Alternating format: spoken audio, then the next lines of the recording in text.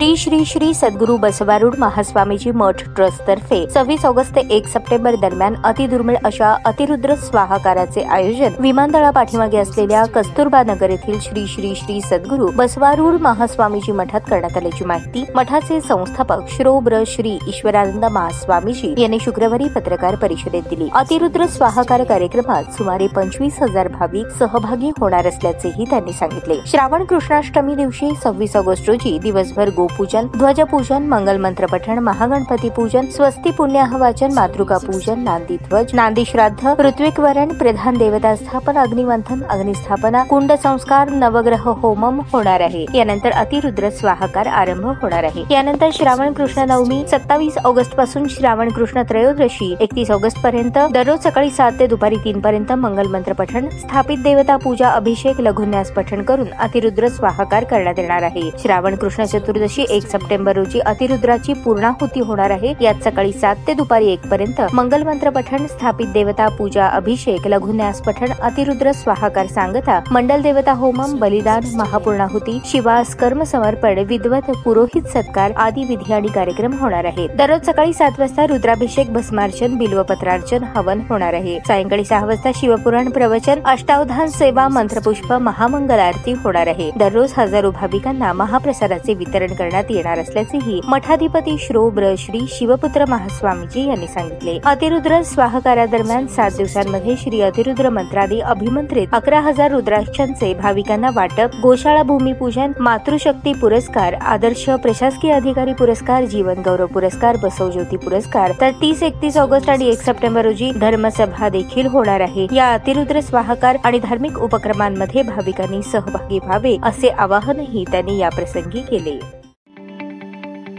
ताज्या बातम्या पाहण्यासाठी प्राईम महाराष्ट्र न्यूज चॅनलला सबस्क्राईब करा।